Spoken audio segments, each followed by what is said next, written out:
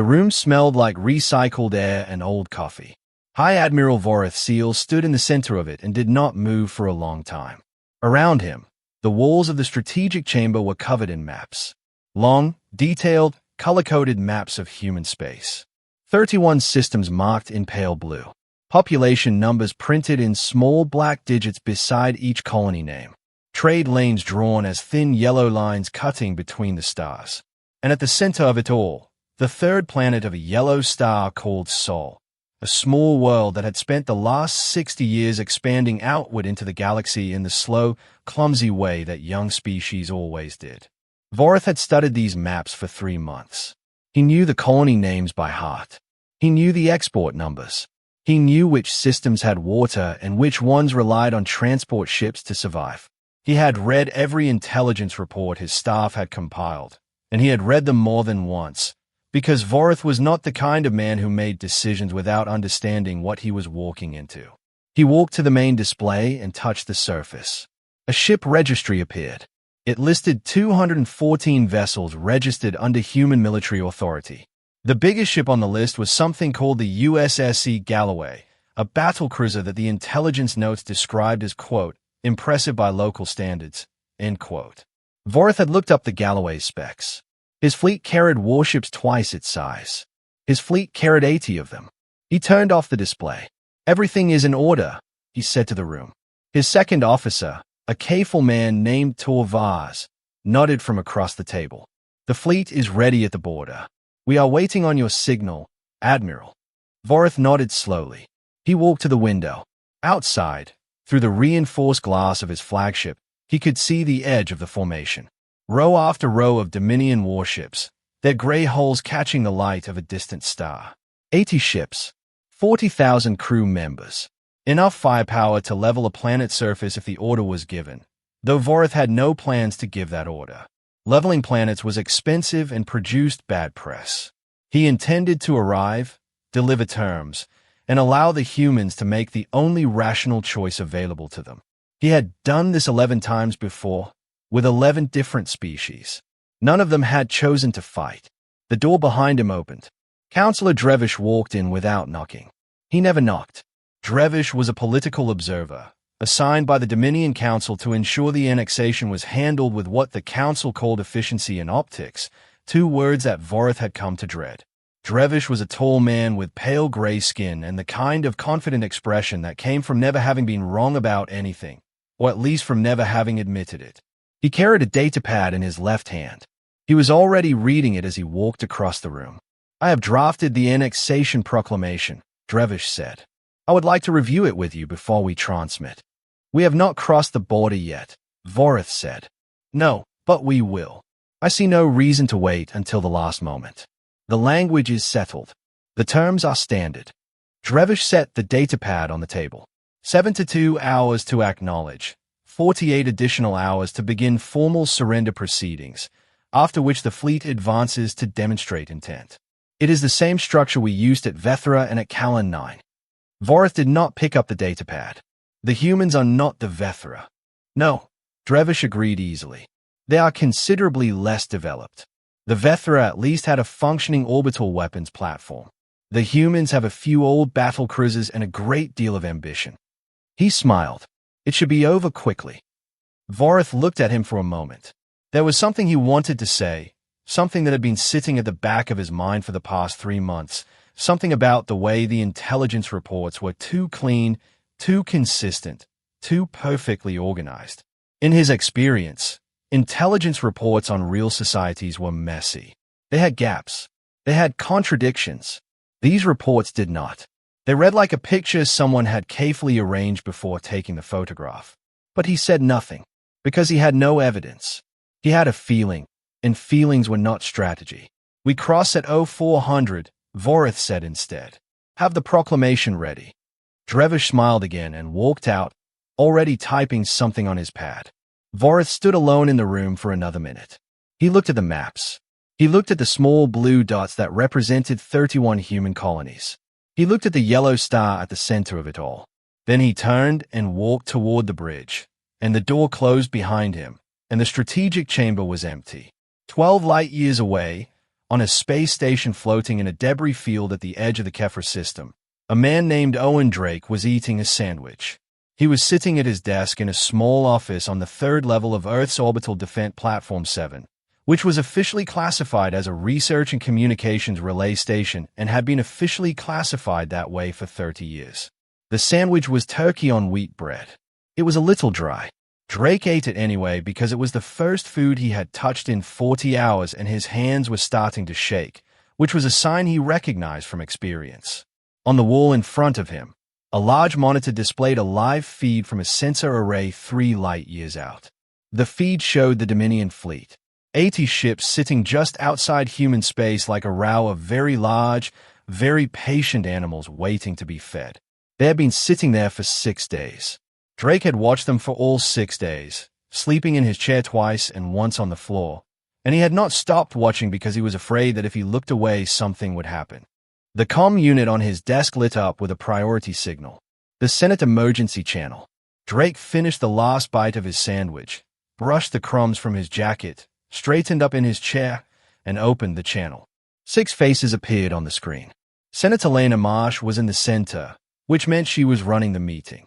She was a small woman with sharp eyes and gray hair cut short, and she was looking at Drake with the particular expression she used when she was very angry but was making herself wait before saying so. "Admiral," she said. "Senator Marsh," Drake said. "Ladies and gentlemen, thank you for your time." "Project Leviathan," Marsh said, skipping any introduction. "You told this committee 14 months ago that the program would not reach operational readiness until July of next year at the earliest. You told us that in writing. Under oath." "That is correct," Drake said. "Then explain to me why I am now receiving a briefing that says the program is ready today." Drake folded his hands on the desk. "Because it is." The room on the other side of the screen went very quiet. "I want to be clear about what I am hearing," Marsh said slowly. "You lied to a Senate Oversight Committee." "I misled the committee on the timeline," Drake said. "Yes. You understand that is the same thing." "I understand that it looks the same," Drake said. "I would argue it is not. I gave you a later date because I could not risk the real date being known outside this program. Not even by the committee. The security considerations were." "Do not," Marsh said, and her voice was very flat and very quiet. "Tell me about security considerations. I sit on 4 classified oversight committees. I have held a Level 9 clearance for 22 years. Do not treat me like a liability." Drake stopped. He looked at her for a moment. "You are right," he said. "I'm sorry." The apology surprised her. He could see it. She had been ready for him to argue, and the apology took the energy out of the argument. She sat back slightly in her chair. "How ready is it?" she asked. 9 ships, Drake said. "All operational. All crewed. All tested. Commanders have been briefed and are in position."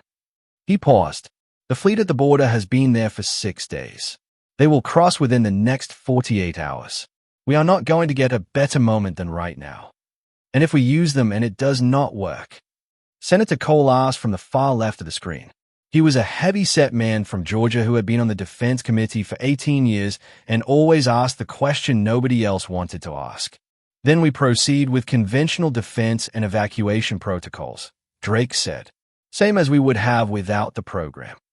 The difference being that we would have had 14 extra months to prepare for that scenario," Marsh said. "Yes," Drake said. "That is the difference." There was a long pause. Drake waited. He did not fill the silence with more words, because he had learned over 40 years in the Navy that silence was not always empty. Sometimes it was the space where a decision was being made, and filling it with noise only made the decision harder. Marsh looked at the other faces on the screen. Then she looked back at Drake. "Use them," she said, "and then you and I are going to have a very long conversation." "I know," Drake said. He closed the channel before anyone could add anything. He sat for a moment in the quiet of his office.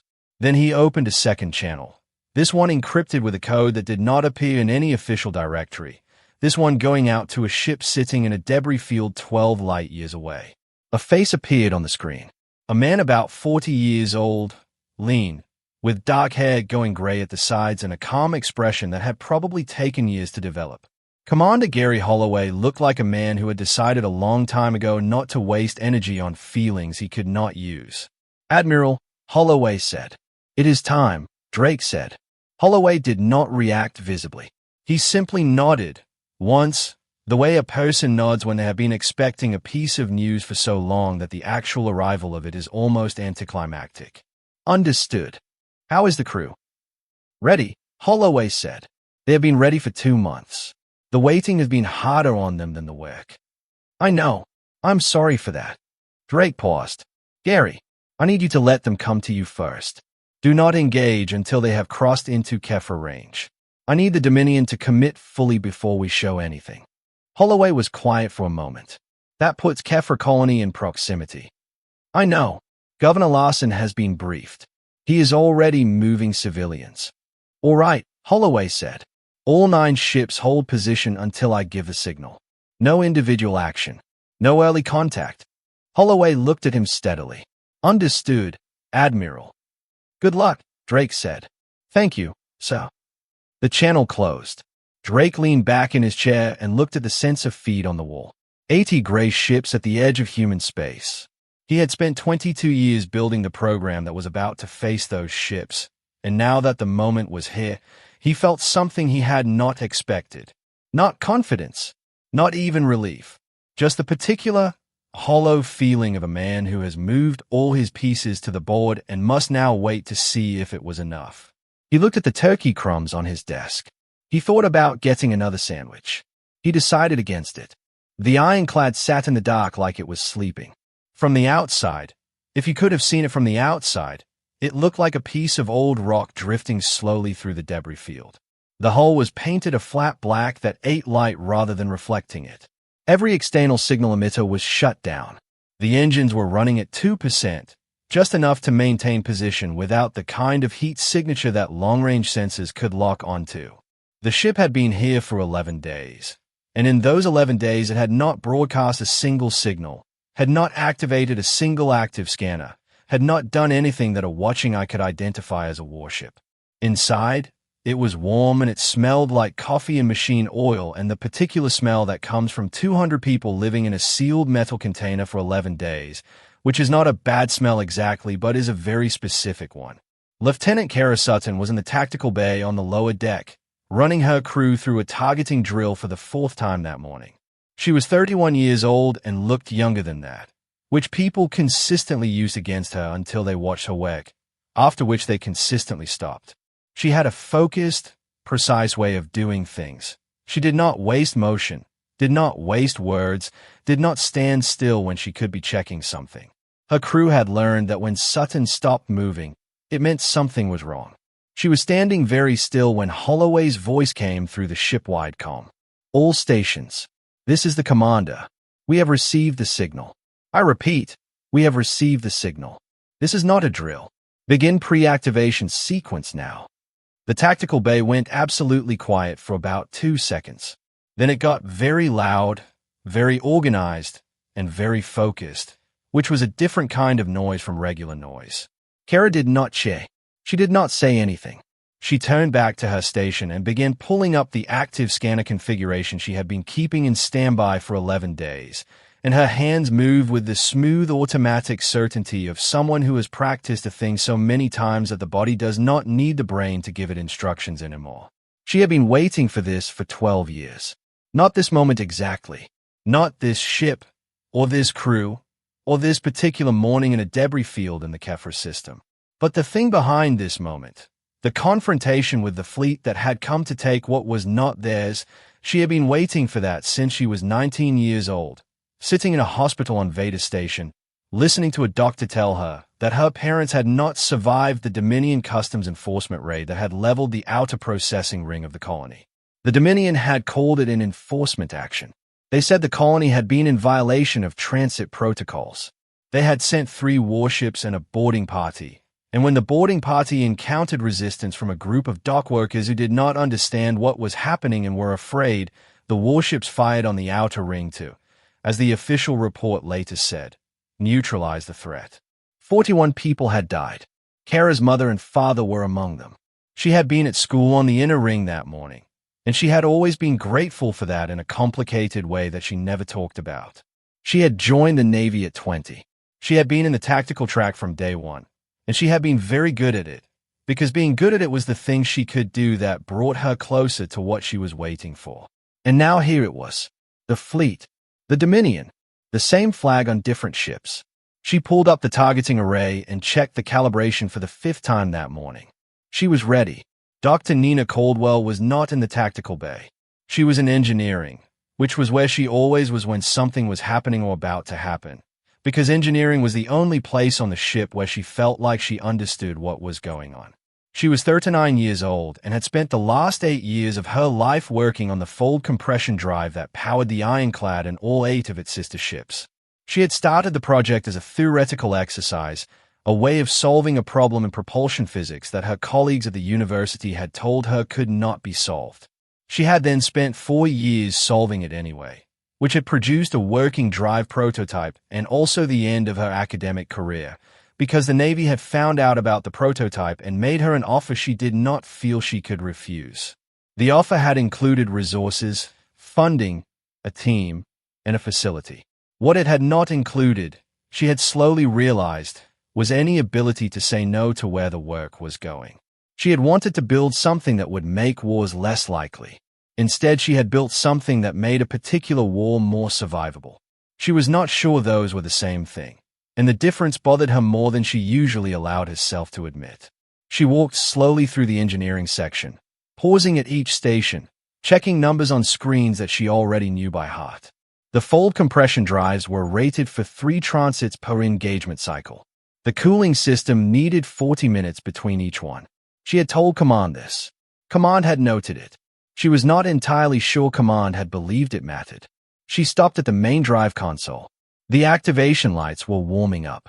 She ran her fingers along the edge of the console, not checking anything, just touching it, the way a person sometimes touches something they have made, just to remind themselves that it is real. "How does she look?" asked a voice from her left. She turned. Chief Engineer Lou Garrett was standing 3 feet away, watching her with the particular careful expression he used when he was trying to figure out her mood. Lou was 55 and had been maintaining engines since before Caldwell was born. He had been deeply skeptical of the fold compression concept when she had first explained it to him, and then deeply converted once she had demonstrated it, and now he treated the drive system with the focused devotion of a man who has found a thing he considers genuinely worth protecting. "She looks good," Caldwell said. "I want another pass on the secondary heat exchanges before we go active." "Already done," Lou said. "I ran them at 0300. Caldwell nodded. "Good. What about the transit sequence timing?" "Locked and loaded. First transit in under 90 seconds from your mark." He paused. "We are ready. Document." She looked at him. She looked at the drive console. She looked at the activation lights, which had finished warming up and were now sitting steady and green like small patient eyes. "I know," she said. "I know we are." She went back to checking the heat exchanges anyway. It gave her something to do with her hands. Gary Holloway walked the ship from front to back. He did this because it was the thing he did before anything important, not because it was a ritual or a tradition or because he had read somewhere that commanders were supposed to do it. He did it because he thought clearly when he was moving, and because walking through the ship reminded him of something he needed to remember at moments like this, which was that there were 200 people on this vessel and every one of them had a face and a name and a reason they were here, and his decisions affected all of them. He walked through the corridor from the bridge down to the lower engine deck, stopping at each station along the way. He did not give a speech. He had thought about giving a speech and decided against it, because speeches were for the people giving them more than for the people hearing them, and his crew did not need inspiration right now. They needed to know he had seen them. At each station he stopped. He made eye contact. He said the same thing, quietly, to each person he stopped in front of. "I know what you signed up for. So do I." It was not much of a thing to say, but it was true, which was more important. He stopped at the tactical bay. Kara Sutton was at her console with her back to the door. She did not turn around.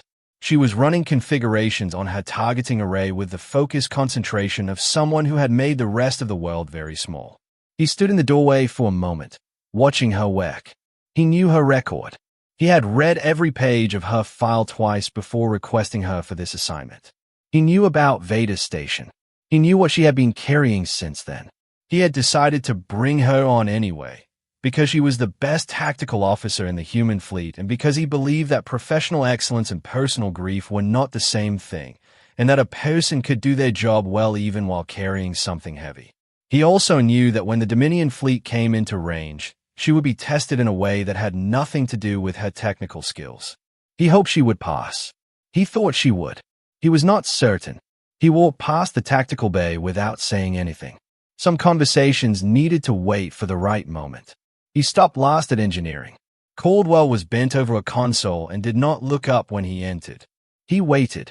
After a moment she straightened, saw him, and gave him the specific expression she used instead of a greeting, which was a slight narrowing of the eyes that meant she was deciding how much to tell him. "Drives are ready," she said. "Good," Holloway said. He paused. "Anything I should know about?" Another pause. A fraction of a second too long. "No," she said. Holloway looked at her.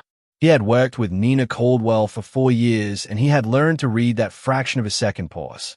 It meant there was something she had assessed and decided not to bring to him yet, which usually meant it was something she thought she could manage on her own and would only tell him about if it became unmanageable. He filed it away. He would ask again later. "Good," he said again. He turned to leave. "Gary," she said. He stopped. She almost never used his first name. "How many transits are you planning to ask for in the first engagement?" she asked.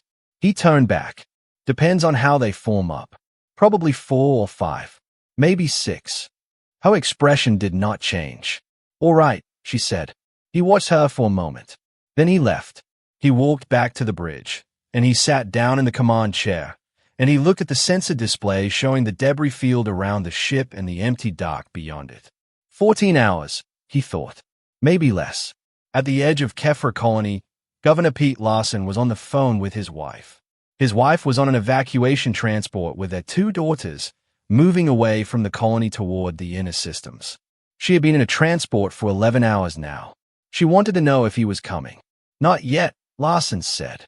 "Pete, I have 6,000 people still on the surface. The last transport doesn't leave until 0800. He rubbed the back of his neck with his free hand. "I'm not leaving before they do." His wife was quiet for a moment. She had been married to him for 27 years, and she knew when an argument was already over. "Call me when you are on the ship," she said. "I will," he said. He closed the phone and walked back to the colony control room, a wide space filled with screens and tired people who had been working without proper sleep for 2 days. Kefra was a colony of 30,000 people. 23,000 had already evacuated. The remaining 7,000, mostly elderly residents, people without transport, and the stubborn ones who had refused to leave until someone made them, were in the process of being moved. Larson had received the classified briefing from Admiral Drake 4 days ago. He had been told that the Dominion fleet would cross the border, that Kefra would be in proximity, and that a defensive operation would be taking place in the area. He had been told to evacuate his civilians and to do it quietly, without triggering public panic. He had managed the quiet part. The panic had found its own way out anyway. He sat down in the command chair and looked at the evacuation status board. 6,000 remaining. Transports inbound. The last ship would clear the system at 0900 if the timing held. The Dominion's deadline was in 30 hours. That was enough time. Probably. He looked at the sensor display in the corner of the room. A cluster of contacts at the edge of the system, moving slowly closer. The Dominion fleet, visible now even on Kefra's limited sensor array. Larson had no military training. He was a colony administrator who had spent 20 years managing water supply disputes, crop rotations, and the particular political problems that came from putting 30,000 people on a planet that barely supported them and telling them to build something worth keeping. He was not a man who thought about war very often. He thought about it now. He thought about 80 warships moving through space toward his colony, and he thought about the 6,000 people still on his surface, and he thought about what he would do if the timing did not hold. He decided he would do the same thing he was already doing. Move people. Keep moving people. Keep moving people until there were no more people to move. He went back to work. The Dominion fleet crossed the border at 0400, exactly as planned. The crossing was orderly. The formation was tight. Vorrath watched it from the bridge of his flagship, the Eternal Voice, and felt the familiar, clean feeling of a plan in motion. Everything was where it was supposed to be. Every ship held its position. The sensors showed clear space ahead, a colony system at the end of a quiet approach path, and no military activity of any kind. All clear on long range, his sensor officer reported. Transmit the proclamation, Vorrath said. The proclamation went out on all public frequencies, in all 17 languages of the Dominion and in English. It was very polite.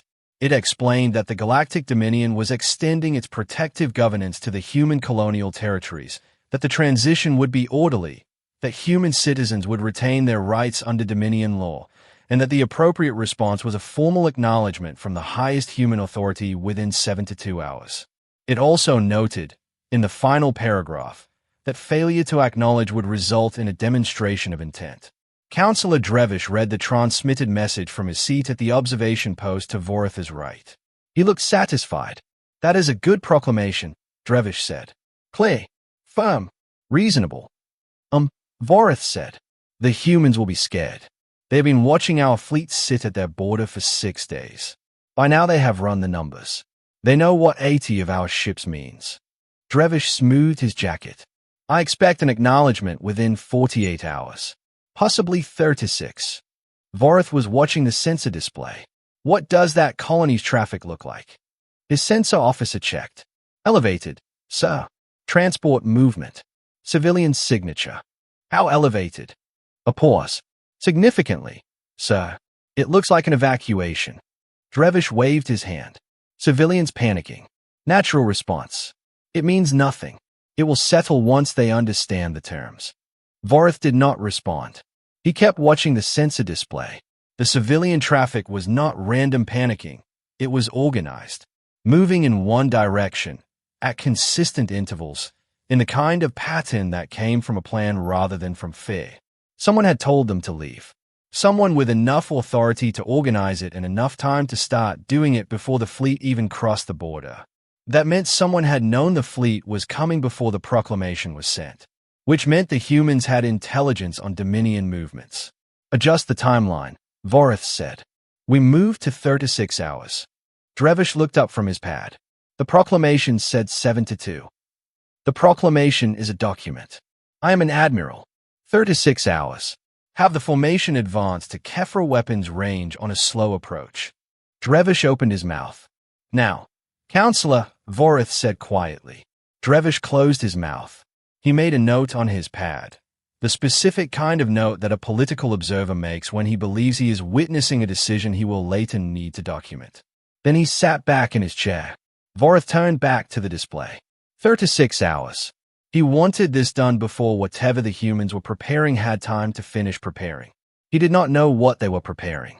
That was a thing that was sitting in the back of his mind now. The thing he had almost said to Drake 3 days ago. He did not know, and he was used to knowing. Aboard the Ironclad, Kara Sutton was watching her sensor screen when the pattern changed. She watched it for about 4 seconds, running the math in her head, checking it again, and then she turned in her chair. Commander. Her voice was very flat and very steady. Holloway was at the navigation station across the bridge. He crossed to her in 3 steps. She pointed at the display without explaining it. He leaned in and read the numbers. She watched his face while he read them. They pushed it up, she said. 36 hours. They will be in Kefra range in 14 hours at this approach speed. Holloway straightened. He looked at the display for another moment, then looked at the mission clock above the main screen. He had told Drake 18 to 20 hours. He now had 14. Raise the other ships, he said. Quiet signal only. No active broadcast. Yes, sir. Holloway sat back in the command chair. He looked at the navigation display. He thought about Pete Larson on Kefra's surface, moving his last 6,000 civilians onto transports. He calculated the timing. It would be close. He opened the channel to Drake. The Admiral answered immediately, which meant he had not been sleeping. They adjusted, Holloway said. 14 hours. Drake was quiet for a moment. Larson. Still moving people. It will be tight. Can you hold until the last transport clears? Holloway thought about this. He thought about the full drive transit timing, about the attack vectors, about what 14 hours of advance gave the Dominion fleet in terms of formation settling time. Yes, he said, but we cannot wait past that. If they reach Kefra weapons range before we move, we lose the position advantage. Understood, Drake said. I will contact Larson. The channel closed. Kara was still at her station, running numbers on something. Holloway watched her for a moment. How are we? He asked. She did not look up. Ready, sir. Sutton. She looked up. He met her eyes. He held them for a moment. He thought about saying something specific, about Vader Station, about what was in her file, about the thing he had seen in her face when she turned from the targeting console a few minutes ago. He decided against it. This was not the moment for that conversation. Good, he said. Keep your station. She went back to her numbers. Holloway turned to face the main screen.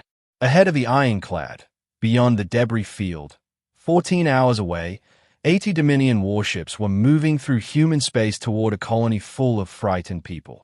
They were moving with the confidence of a force that had never encountered a real surprise.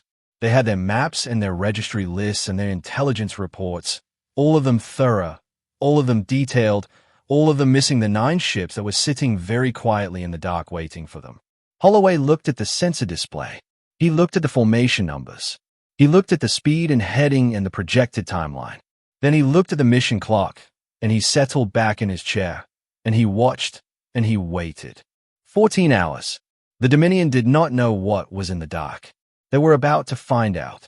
On Kefra colony, the last transport was loading. It was 0740. Pete Larson stood on the landing platform in the cold morning air, watching the final group of civilians, mostly elderly, some with luggage, one woman carrying a small dog in a bag, board the ramp. His assistant, a young man named Carl Webb who had not slept in 36 hours and looked it, was standing beside him with a tablet, checking names off a list. 43 more, Carl said. How long? 20 minutes. Maybe less. Carl looked at the sky. It was clear. The stars were fading as the sun came up. It's a nice morning. Yes, Larson agreed. He looked at the colony. The streets were mostly empty. The shops were dark. The water tower at the center of town stood in the early light, solid and completely indifferent to what was happening around it, the way structures always were. He had spent 20 years here. He had watched this colony grow from 400 people in prefab buildings to 30,000 in a real town with real problems and a real future. He was going to come back. He was completely certain of that. Let's get the last group moving, he said to Carl. Carl nodded and went back to the list. Larson looked at the sky one more time. He thought he could almost see it, the edge of something far away, a shift in the deep dark between the stars. He could not, of course. The Dominion fleet was still hours away and invisible to the naked eye. But the feeling was real. The feeling that somewhere out there, in the cold space between worlds, something was about to happen that would change the shape of things forever. He turned and went back inside to help with the last 43. On the bridge of the eternal voice, High Admiral Vorrath Seel received a transmission. It came on a standard open frequency. Human origin. Audio only. The voice was calm. Unhurried. The voice of a man who had thought about what he was going to say and had decided to say it simply.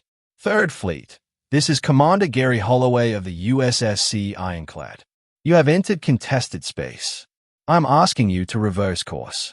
The bridge went quiet. Drevish laughed. It was a short, dismissive sound. A single ship commander asking us to turn back. They sent one man with a radio. Vorrath did not laugh. He was looking at the sensor display. Find the Ironclad, he said to his sensor officer. Put it on screen. The sensor officer worked for a moment. Sir, I'm not finding a contact matching that registry. There's no Ironclad in our files. Torvaz confirmed from the secondary station. The name does not appear in the human military registry. No, Vorrath said. It does not. Something was happening to the sensor display. Vorrath watched it. The contacts appeared all at once. Not one, not two. 9 signatures coming from 8 different directions at the same moment. appearing out of nowhere the way contacts appear when something has been hiding very effectively and has decided to stop hiding. 9 ships, each one larger than anything in the human registry, each one moving with a speed and precision that should not have been possible for a vessel of that size. Each one broadcasting a different human designation, a different name, a different crew channel. 9 ships that had not been there 3 seconds ago. Vorrath stood very still. He looked at the display for a long moment. He looked at the formation numbers, the speed vectors, the approach angles. He ran the calculation in his mind the way he always ran calculations, quickly and without emotion. And when the calculation was done, the result sat in the center of his thoughts like a stone. Drevish had stopped laughing. Where did they come from? Vorrath said. He did not say it loudly. He said it the way a person says something when they are not really expecting an answer, when the question is more for themselves than for the room. Nobody on the bridge answered. The 9 contacts held their positions. They were not attacking. They were not advancing. They were simply there, at 8 different angles, in a configuration that Vorrath's tactical mind recognized immediately as a containment formation. His fleet was not surrounded, not yet, but the geometry of it meant that any movement he made would put him inside someone's firing arc. He had done this to other people before. He recognized the shape of it from the inside now. So, his tactical officer said carefully, the human ship registry we were provided was wrong, Vorrath said. Silence. It was wrong, he said again, quietly, almost to himself. The intelligence reports had been clean and consistent and organized and thorough, and there had been missing 9 ships. 9 warships that were larger than anything on the list. 9 ships that had appeared out of dark space at the same moment, perfectly positioned, perfectly coordinated, in a maneuver that required either extraordinary technology or extraordinary planning or both. He thought about what that meant. He thought about how long it would take to build 9 ships of that class. He thought about what it took to hide them. He thought about the civilian evacuation that had been running for days before the fleet even crossed the border. Someone had known. Someone had planned. Someone had been patient. Counselor Drevish was very quiet now. He was looking at the display with an expression that Vorrath recognized as the expression of a man who was revising his understanding of a situation very rapidly and not finding the revision comfortable. Vorrath stood on his bridge and looked at his sensor display and thought about 11 conquests and the clean feeling of certainty he had always had going into them. And he understood, with the particular cold clarity of a careful mind encountering something it had not prepared for, that this was not going to be the 12th. Not like this. Not the way he had planned it. The question was what it was going to be instead. He reached for the comm panel. He was going to talk to this man, this Commander Holloway, who had appeared from nowhere with 8 friends and a very simple request. He was going to find out what humanity actually wanted. And then he was going to decide what to do about the fact that he had built his entire plan on a picture of a world that, it turned out, he had never really seen. The 9 contacts did not move. That was a thing that Vorrath could not stop looking at. The 9 human ships had appeared from 8 different points in the dark all at once, moving at speeds his sensor team was still trying to verify, and then they had stopped. They were holding their positions like 9 very patient wolves. They were not attacking. They were not broadcasting threats. They were not doing anything except existing in places they should not have been able to reach. It took Vorrath about 40 seconds to process this. Not because he was slow, he was not, but because his mind had been built for a particular kind of problem, and this was a different kind. He had always fought wars of mass. Bring more ships, use better formation, apply pressure at the right point, and the other side breaks. Every conflict he had won in 30 years of service had followed that shape. This did not follow that shape. 9 ships against 80 was not a war of mass. That was something else. That was a statement. He straightened up from the tactical display. He turned to Torvaz. Get me a full analysis on those drive signatures. I want to know how they transited to those positions without our sensors catching it. Working on it, sir. Vaz looked pale. He was a good officer, but he was having the same problem as everyone else on the bridge, which was that his professional understanding of what was possible was currently in conflict with his eyes. Counselor, Vorrath said. Drevish looked up from his datapad. He had not said anything in 40 seconds. which was a personal record. If you were planning to say anything, Vorrath said calmly, now would not be the time. Drevish looked back down at his pad. Vorrath moved to the comms station. He thought for a moment about what he was going to say and how he was going to say it. Then he opened the channel. Commander Holloway, he said, this is High Admiral Vorrath Seel of the Dominion 3rd Fleet. You have my attention. On the Ironclad, Kara Sutton heard the Dominion Admiral's voice come through the open channel and felt something cold move through her chest. Not fear. Something quieter than fear. The feeling of a door opening that she had been standing in front of for 12 years, and now that it was open she was not sure she was ready to walk through. She kept her eyes on her display. The tactical picture was clean. All 9 Leviathan ships were in position, their formations locked, their angles covering every vector the Dominion fleet could move through. From a geometry standpoint, it was beautiful. She had helped design this formation herself, working through it on paper with Holloway over 3 months of planning sessions, and seeing it real and live on the screen gave her a feeling she did not have a clean name for. Holloway answered the Admiral's hail from the command chair. His voice was the same as it always was, which was even and quiet and completely without drama. Admiral Seel, he said, I appreciate that. I'm going to keep this brief because I do not think either of us benefits from a long conversation right now. A pause from the Dominion channel. Then, proceed. You came here with a plan, Holloway said. The plan assumed certain things about what you would find. Those things were wrong. I think you already know that. What I want to tell you is that we did not come here to destroy your fleet. We came here to show you something. And now you have seen it. Another pause. Longer this time. What exactly, Vorrath said, am I supposed to have seen? That the picture your intelligence gave you was incomplete, Holloway said. And if it was incomplete here, it is incomplete everywhere. You do not know what we have. You do not know where it is. And you did not know we were sitting 30 kilometers off your port quarter until 4 to 5 seconds ago. The channel was quiet. I'm asking you to think about that, Holloway said, before you make a decision that cannot be undone. He closed the channel. The bridge of the Ironclad was very still. Kara looked over at him. He was sitting forward in the command chair with his forearms on his knees, looking at the tactical display with the focused expression he wore when he was running scenarios. He caught her eye. How is our formation holding? Solid, she said. All 9 ships on position. Good. He looked back at the display. He is going to try something. He is too good an officer to just sit there. What do you think he will try? Holloway was quiet for a moment. He will try to talk. He will ask questions. He is buying time to think. He paused. That is what I would do. Kara turned back to her console.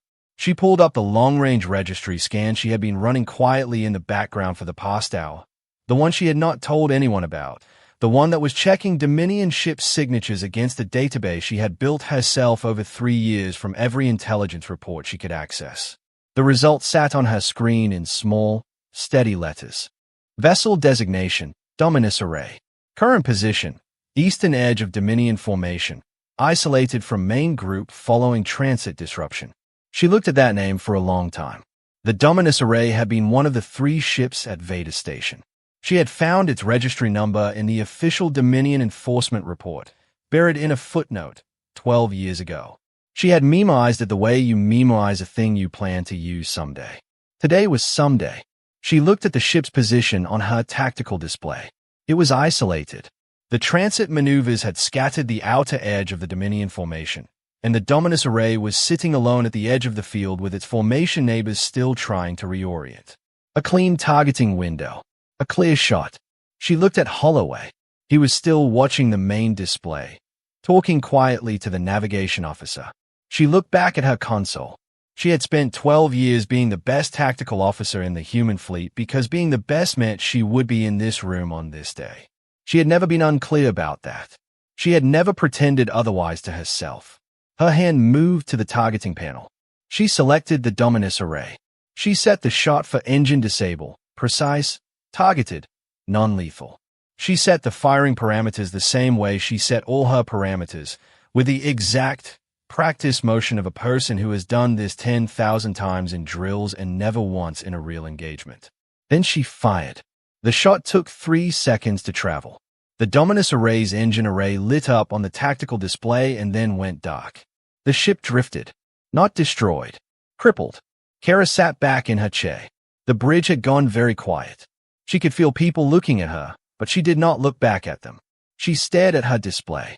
The Dominus Array was drifting. Its engine signature was gone. Its crew would be alive in a dark ship, and they would stay that way unless someone gave a different order. She waited for the hollow feeling to fill in. The feeling she had been carrying for 12 years, the one shaped like the absence of two people she could not get back, the one she had believed all this time that a moment like this would finally fix. It did not fill in. The hollow was still there, exactly the same size, exactly the same shape. The Dominus Array was drifting in dark space, and her parents were still gone, and nothing about that had changed. She sat very still. She heard Holloway's footsteps cross the bridge. He stopped beside her station. He did not say anything for a moment. When he spoke, his voice was low enough that only she could hear it. Did it help? She took a breath. She looked at the drifting ship on her screen. She thought about saying yes. She thought about saying something that would make her sound like she had a plan, like this had been tactical rather than personal, like she had a reason that would hold up under examination. No, she said. Holloway was quiet for a moment. Then he said, I know. He put one hand briefly on the edge of her console, not touching her, just close. Keep your station. He walked back to the command chair. He did not file a report. He did not address the crew. He simply sat down and looked at the tactical display and did not say another word about it. Kara looked at the Dominus Array one more time. Then she closed the registry scan. She did not need it anymore. She went back to work. In the engineering section, Nina Caldwell was watching numbers she did not like. The fold compression drives had completed 4 transit cycles since the engagement began. The rated maximum was 3. She had known going into this that 3 was a conservative number. She had built the system with buffer tolerances that she had never fully disclosed to anyone because fully disclosing them would have resulted in command pushing harder against them, which was the opposite of the safety margin she was trying to protect. At 4 cycles, the heat exchangers were running at 112% of their rated capacity. They were designed to handle that. She had tested them at 120. She had not tested them at the number she was currently projecting if the engagement asked for 2 more transits. She walked to the main drive console and stood in front of it the way she sometimes stood in front of problems she had not finished solving, close enough to look at all the parts at once. Lou Garrett appeared at her shoulder. He looked at the same numbers she was looking at. He made a sound that was not quite a word. I know, she said. We should tell him, Lou said. I know, she said again. She did not move for another moment. She was running the math one more time, for the last time, checking the scenario where they needed 5 transits against the scenario where they needed 6. At 5, she was reasonably confident. At 6, she was not. At 6, the heat exchangers on drives 3 and 7 were going to start showing stress fractures, and stress fractures in a fold compression system during an active transit were not something she wanted to find out about experimentally. She turned and walked to the comm panel. She opened the channel to the bridge. Commander, she said. Holloway answered immediately. Go ahead, Caldwell. I need 2 minutes.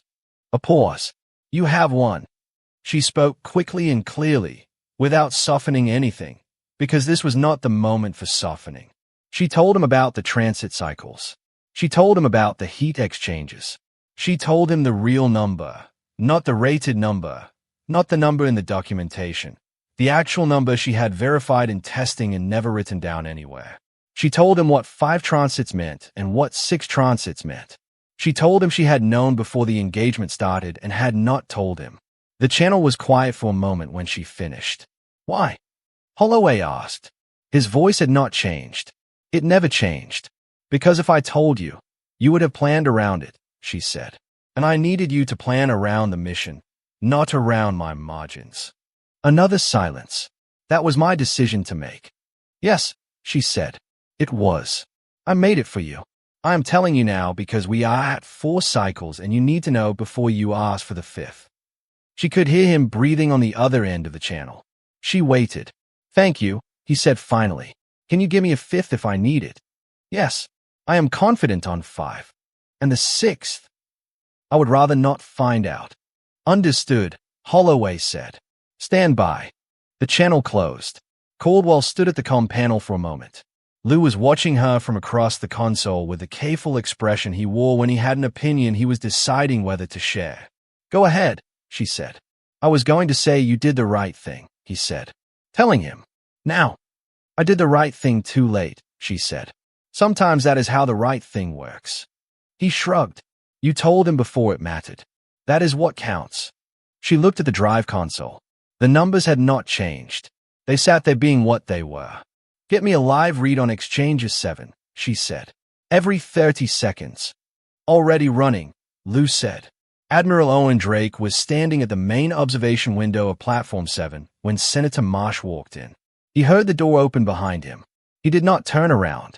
He was watching the tactical feed projected on the outer surface of the window glass, 9 blue icons holding their formation around 80 red ones. And the numbers were still good, but the numbers could change in ways he did not control. And that was the thing he had been sitting with for the past 2 hours. He had spent 22 years being the person who controlled things. The program, the ships, the timeline, the information flow to the Senate, which he had managed carefully and sometimes dishonestly, because the honest version of the information would have produced the wrong decisions from people who were smart but who did not understand what they were looking at. He had been right about that.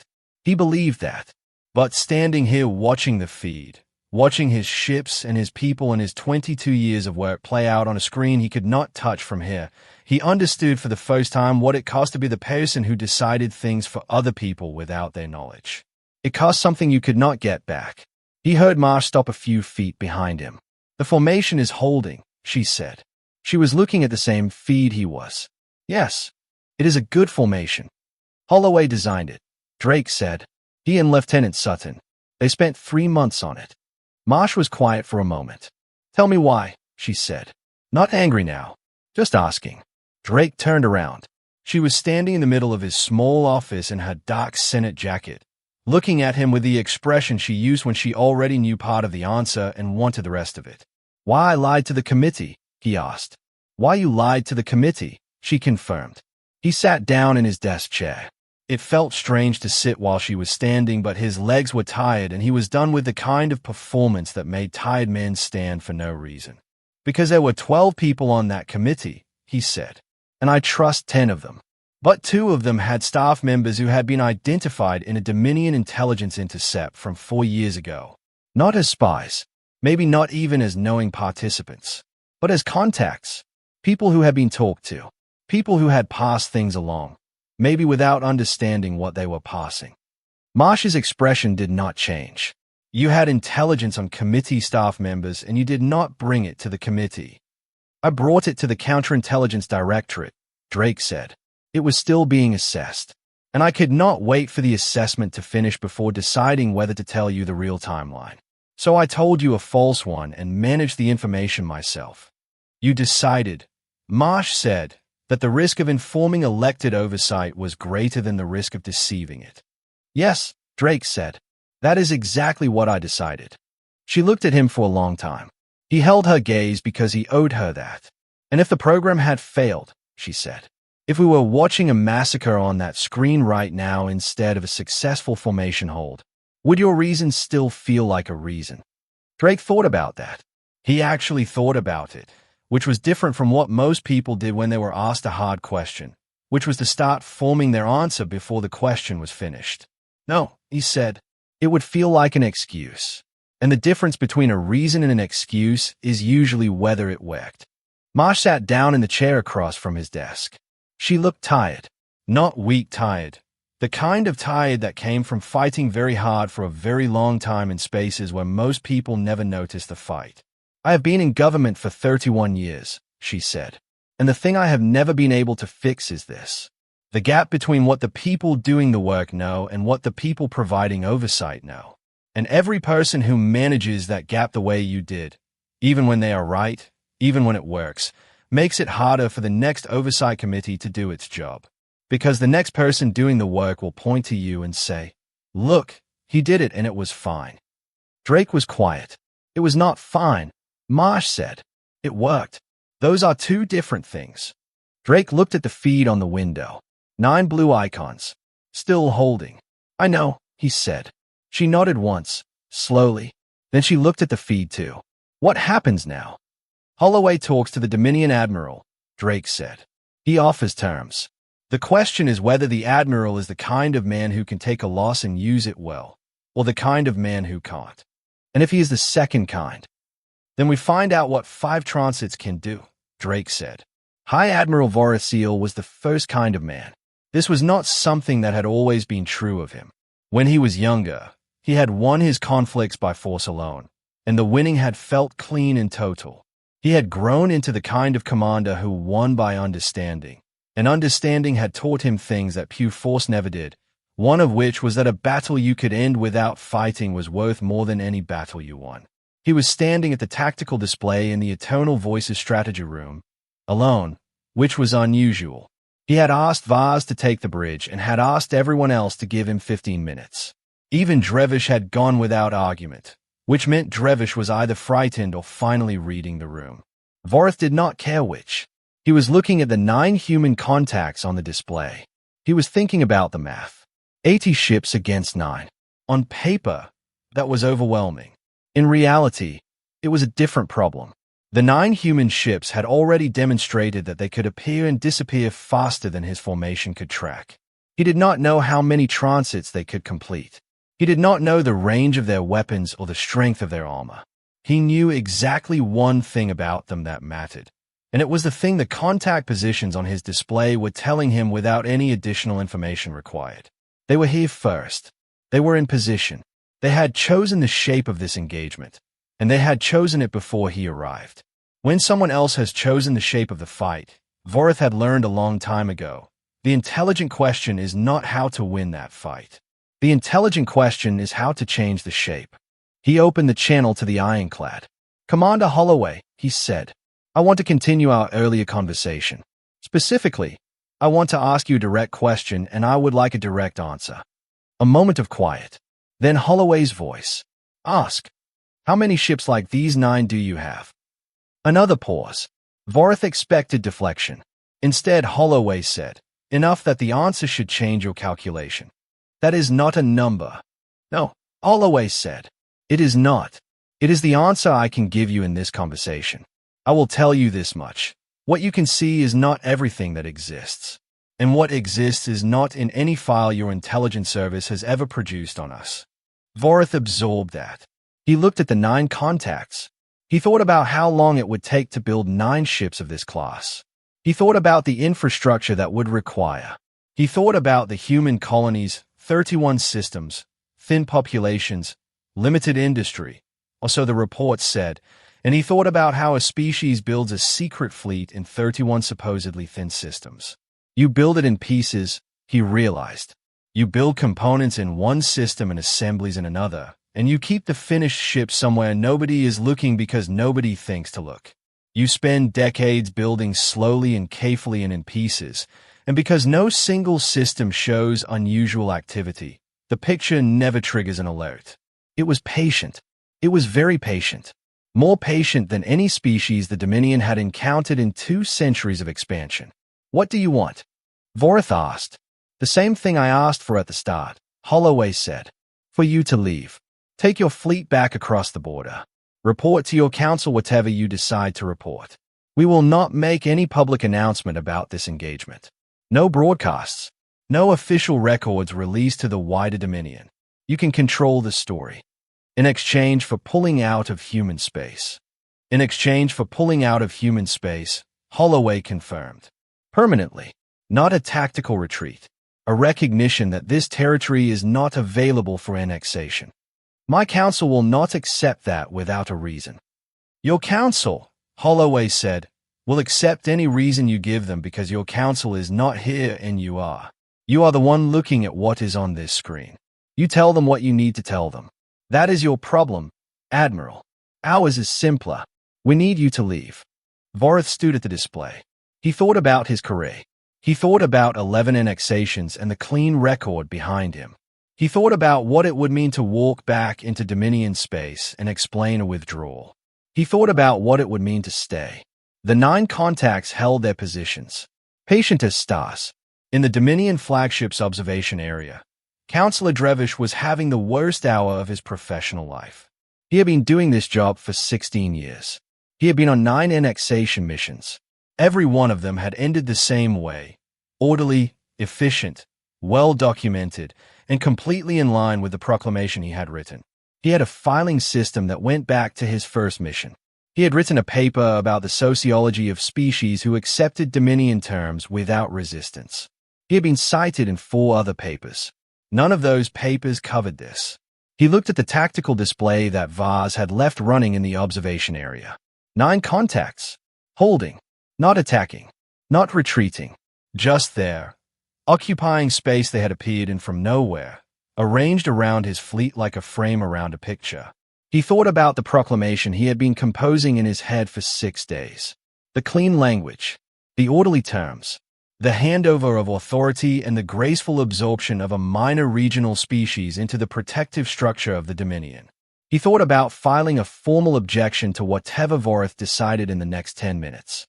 Then he thought about what 9 ships that appeared from nowhere probably meant about what else existed in human space that his intelligence files did not cover, and the formal objection stopped feeling like the important thing.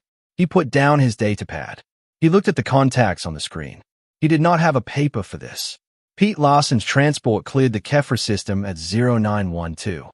He was sitting in a jump seat near the back of the cargo hold, which had been converted into a passenger space with the speed and creativity of people working under pressure.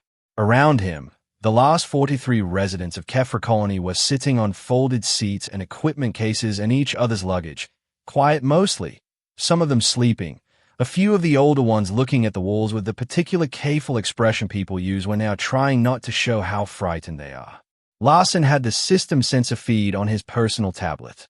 He watched the Dominion formation and the 9 human contacts that had appeared in the past few hours. He did not fully understand the tactical picture. He was not a military man, but he had been briefed enough to know that the 9 unknown signatures were his side and that the 80 known signatures were the other side, and that right now neither group was moving. The woman next to him was named Ruth Calloway. She was 73 years old and had been on Kefra for 40 of those years and had refused to board a transport until the colony security officer had personally driven to her house and explained the situation in terms she found persuasive, which had taken 40 minutes according to Carl's notes. She was carrying a small bag on her lap that appeared to contain a collection of seed packets. Larsen had not asked about this. "Are we safe?" she asked him. He looked at the tablet. The formation on both sides was still static. "I think so," he said. She nodded slowly. "I have been on Kefra since before my children were born. Built the first greenhouse in the Northern District. You know that?" "I did not," Larsen said. 40 years, she said. "I am not interested in starting somewhere new at my age." "You are not starting somewhere new," Larsen said. "You are taking a temporary trip." He meant it. He was completely serious. "We are going back." She looked at him for a moment with the kind of look that old people sometimes give younger ones when they are deciding whether the younger one is being honest or just being kind. She seemed to decide he was being honest. She settled back in her seat and held her seed packets and looked at the wall. Larsen looked at his tablet. The formation had not changed. He did not know what that meant. He was going to have to trust that someone out there did. Vorrath opened the fleet channel.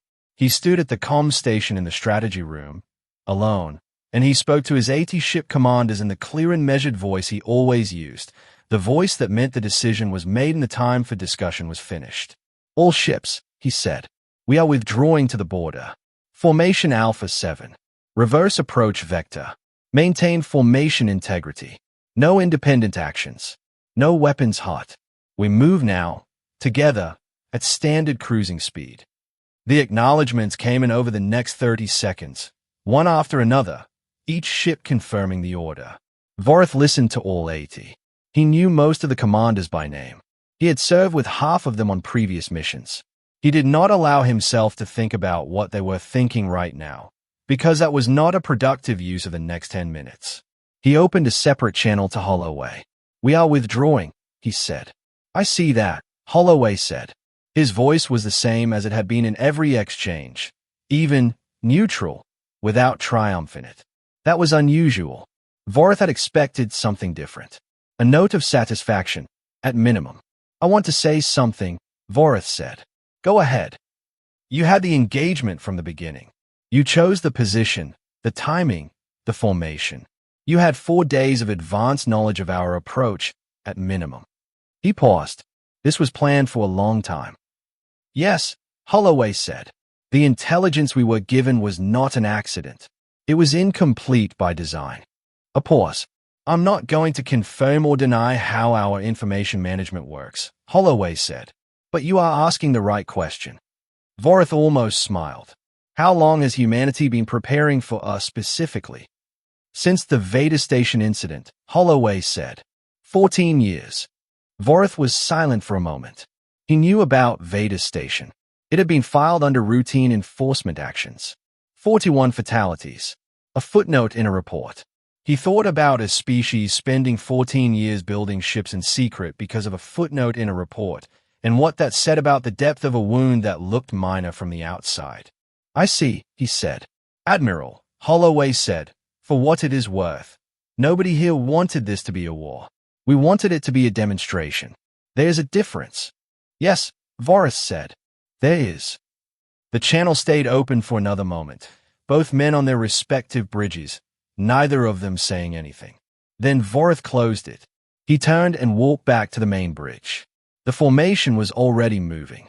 80 ships in Alpha 7, turning slowly and evenly away from human space, moving back toward the border with the precision and discipline that Vorrath had spent 30 years building into this fleet. From the outside, it probably looked like a retreat. From the inside, it felt like a decision, which was different. Drevish was in his chair at the observation post when Vorrath returned. He looked up. He opened his mouth. Write whatever you need to write, Vorrath said quietly, without stopping. I will read it when we are back across the border. Drevish closed his mouth. He looked at his data pad for a moment. Then he put it down. The withdrawal took 3 hours. Kara watched it on her display the whole time.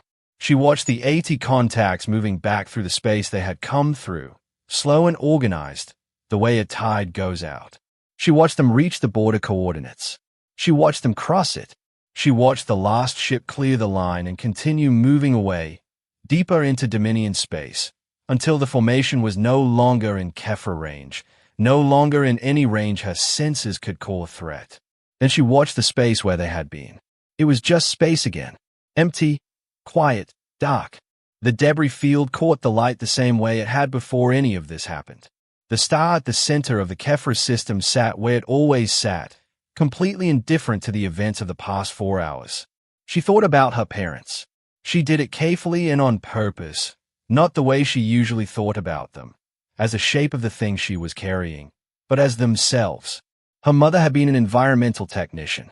Her father had worked in the processing ring doing maintenance work that he was proud of in the specific way people are proud of work that keeps things running without being noticed. She had inherited his precision from watching him. She had her mother's stubbornness, which her mother had always called determination. They had been ordinary people doing ordinary things on an ordinary morning when 3 Dominion warships fired on their ring without understanding or caring who was in it. The Dominus array was still drifting at the edge of the field. Its crew would have emergency power. They would be uncomfortable, but alive. Eventually, a Dominion rescue vessel would come for them, and the crew would go home, and most of them had probably never heard of Veda Station. Kara had understood this in her head for a long time. She had not been able to make herself feel it before today. Today, sitting at her station watching the Dominion fleet withdraw across a border it had crossed with absolute confidence 4 hours ago, she found she could feel it without it destroying the thing she had built around it. She could be angry about Veda Station and know it was not the crew of the Dominus Array who owed her the answer. The Dominion system owed her the answer. And today the Dominion system had received its first real evidence that humanity was not available for footnoting. That was not the same as getting her parents back. She had understood that before she fired. She understood it differently now. It was enough. It was not everything, but it was enough. She closed the tactical display. She started on the post-engagement report. Holloway found Caldwell in the observation bay an hour after the withdrawal was complete. It was a small room near the front of the ship, a narrow curve of reinforced glass looking out at dark space. Caldwell was sitting on the floor with her back against the wall, her long legs stretched out in front of her, eating something from a wrapper that looked like it had been in her jacket pocket for several days. Holloway sat down next to her on the floor. She looked at him briefly and then looked back at the dock outside. "The drives," he said. "We used 5 cycles," she said. "The exchanges on 7 are showing minor stress indicators. Nothing that a proper maintenance cycle will not fix. We were fine." "You did not know we were going to be fine when you told me," he said. "No," she said.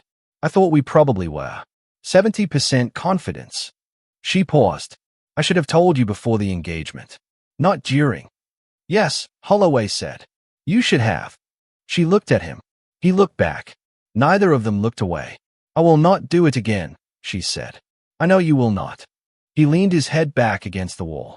"For what it is worth, the drives performed beyond anything I had reason to expect. The formation worked because of what those drives can do. You built something that changed the shape of this." Caldwell was quiet for a moment. She looked out at the dock. "I did not build it to change the shape of a battle," she said. "I built it to prevent one." "I know," Holloway said. "That is the part one keep getting stuck on. I wanted to build something that made a war unnecessary. Instead, I built something that made a war winnable. And the two things feel very different to me." Holloway thought about this. He was not good at philosophy. He was good at practical problems, which was a different thing.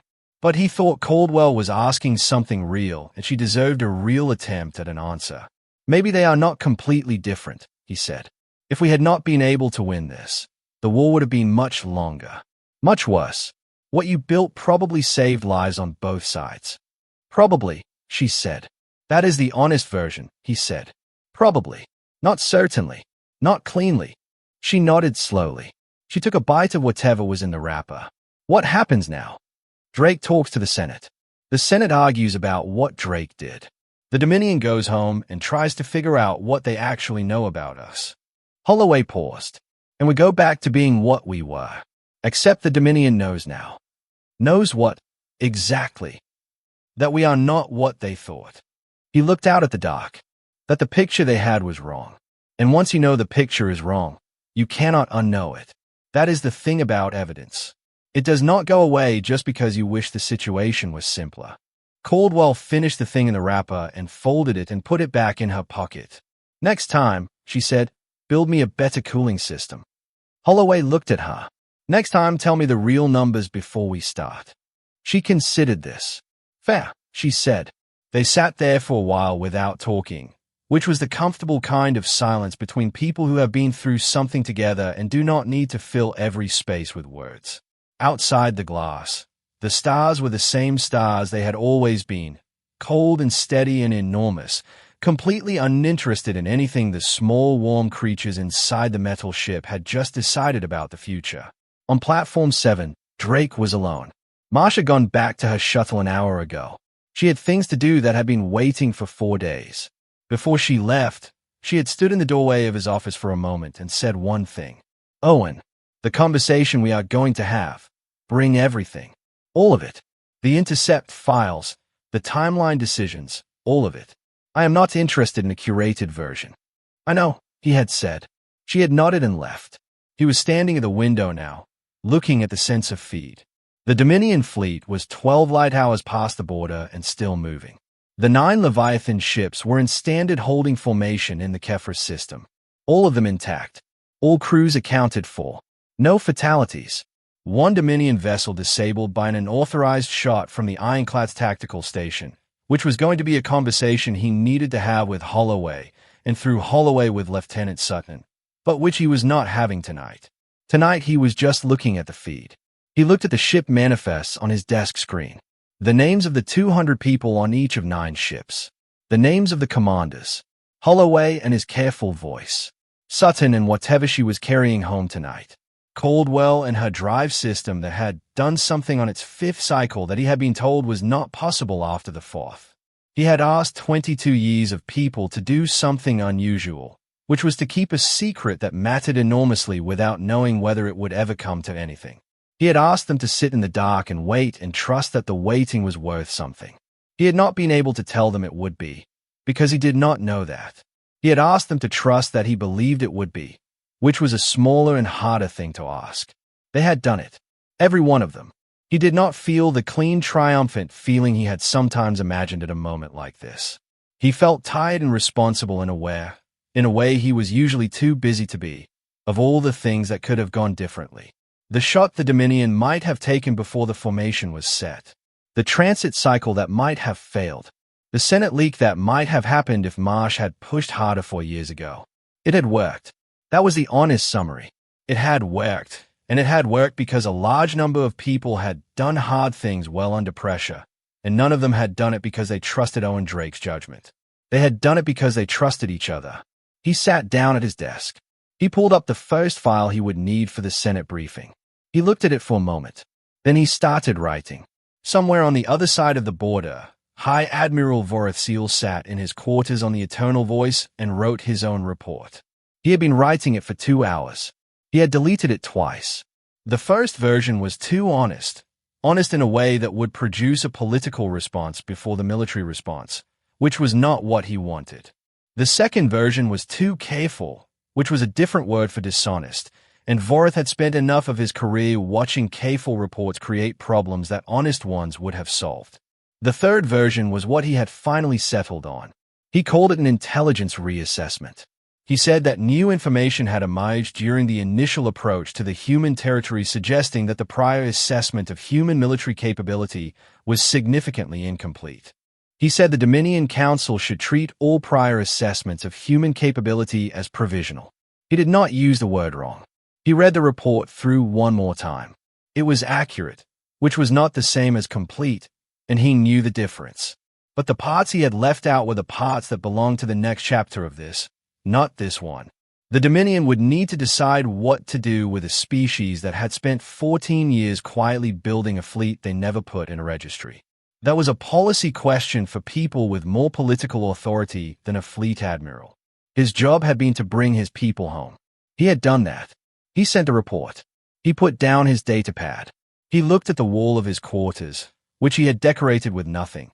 Because in 30 years of service he had never found the right moment to make his working space feel personal. He thought about what Holloway had said. 14 years. Since Vader's station. A species that remembered a footnote for 14 years and built a fleet because of it. He was going to remember that. He was going to make sure the right people in the Dominion also remembered it, even if he had to find careful ways to make them understand what it meant. A species that patient, that thorough, that capable of holding a plan for 14 years without leaking it to anyone who would talk.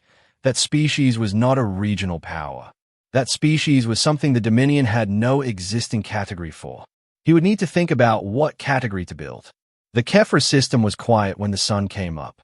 The colony was empty. The streets were dark. The greenhouses held their plants without anyone to tend them for now. The automated systems doing what automated systems did, keeping things alive and ready. The water tower stood in the morning light. The first greenhouse in the Northern District, the one that Ruth Calloway had built 40 years ago, was closed but intact, its glass still clear, its interior warm, its seedbeds waiting. The 9 Leviathan ships held their formation above the system, dark shapes against the stars, saying nothing on any frequency. They were watching the border. They would watch it for as long as they needed to. The Dominion fleet was gone. But the shapes it had left behind, in the sensor logs, in the reports, in the minds of the people who had stood at their stations for 14 hours and done what was asked of them, those shapes did not disappear with it. This was a moment that would be studied. The moment would be written about, though not yet. It would be classified for a long time, and then declassified quietly, and then written about by people who had not been there, and their accounts would miss things the way accounts always miss things. They would miss the sandwich Drake had eaten alone at his desk. They would miss the way Holloway had sat on the floor of the observation bay and tried to say something true about the difference between preventing a war and winning one. They would miss the expression on Kara Sutton's face when she finally closed the registry scan she had been running for 3 years. What the accounts would get right, if they were careful and honest, was this: humanity had been underestimated. Humanity had known it was being underestimated and had chosen, deliberately, to let the underestimation stand until the right moment. And when the right moment came, they had used it not to destroy an enemy but to change the terms of the relationship. They had not won a battle. They had ended the conditions that made the battle possible. That was harder. That took longer. That required a patience that the Dominion, for all its centuries of expansion and governance and cataloged species, had never encountered in quite that form before, and would spend a long time thinking about. On Kefra's surface, in the silence of an empty colony waiting for its people to come home, a small automated light came on in Ruth Calloway's greenhouse. It was a morning cycle, the one she had programmed herself and never changed in 40 years. It woke the seedbeds. It started the irrigation sequence. It did what it was made to do, quiet and persistent and completely indifferent to the fact that nobody was watching. Some things keep growing whether you are there to see them or not. That was the thing about patience. It did not need an audience.